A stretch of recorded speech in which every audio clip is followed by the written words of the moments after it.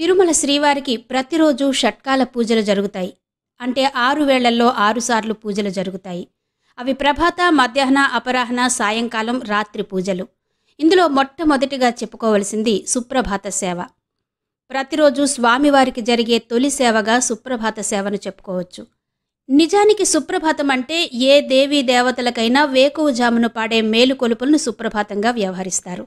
అయితే సుప్రభాతం అన్న పదం వినగానే, ఆ మాట వినగానే అందరికీ మదిలో మెదిలేది కౌసల్య సుప్రజారామ అంటూ ప్రారంభమయ్యే శ్రీ వెంకటేశ్వర సుప్రభాతం.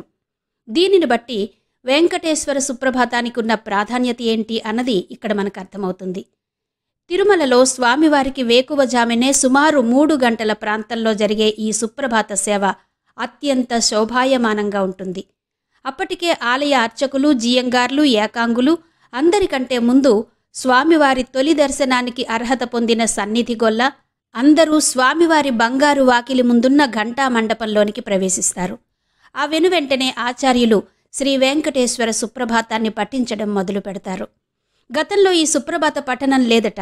ఈ సుప్రభాత సమయంలో లభించే స్వామివారి దర్శనాన్ని విశ్వరూప దర్శనం అంటారు. ఈ సమయంలో స్వామివారి పాదాలను దర్శించుకుంటే సర్వ పాపాలు పటాపంచలవుతాయట.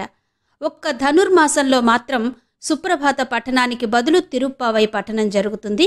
నిజానికి మొదట్లో తిరుమల వెంకటేశ్వరునికి ఈ సుప్రభాత పఠనం అనేది ఉండేది కాదట. మరి ఎప్పటి నుంచి ఈ సుప్రభాత పఠనం అమల్లోకి వచ్చింది?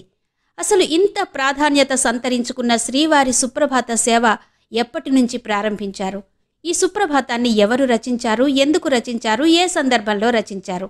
ఈ విషయాలన్నీ కూడా ఇప్పుడు తెలుసుకుందాం.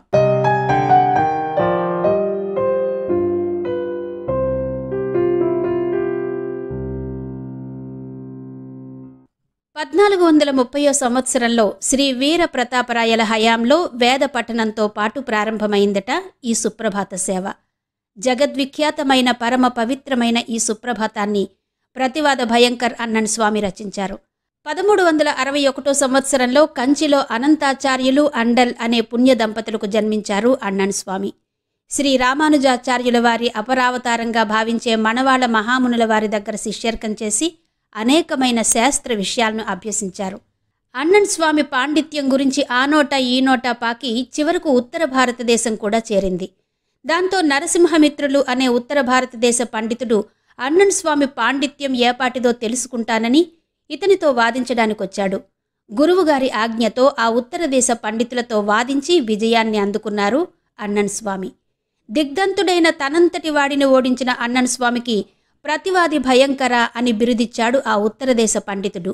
అలా అప్పటి నుంచి ప్రతివాద భయంకర అన్నన్ స్వామిగా ప్రసిద్ధి చెందారు అన్నన్ స్వామి. అన్నన్ స్వామి తిరుమల రాక ఏ విధంగా జరిగిందంటే, ఒకసారి మణవాళ మహాముని తన శిష్య బృందంతో సహా తిరుమల శ్రీ వెంకటేశ్వరుణ్ణి దర్శించుకోవడానికి వెంకటాద్రి చేరుకున్నారు.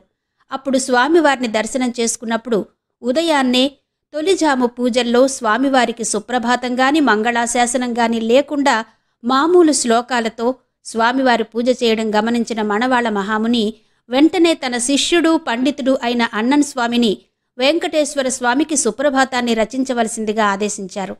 వెంటనే ఇది సాక్షాత్తు దైవాజ్ఞగా భావించిన అన్నన్ స్వామి రామాయణంలో విశ్వామిత్ర మహర్షి రాముణ్ణి మేల్కొల్పిన సందర్భంలో పాడిన కౌసల్య సుప్రజా రామ అన్న ప్రారంభాన్ని తీసుకుని 29 శ్లోకాలతో సుప్రభాతాన్ని, 11 శ్లోకాలతో స్తోత్రాన్ని, 16 శ్లోకాలతో ప్రవరని, 14 శ్లోకాలతో మంగళాశాసనాన్ని పఠించారు.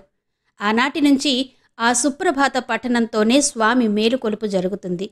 ఇది స్వామివారి సుప్రభాతం ఎప్పుడు ప్రారంభమైంది అన్న దాని వెనుక ఉన్నటువంటి కథనం.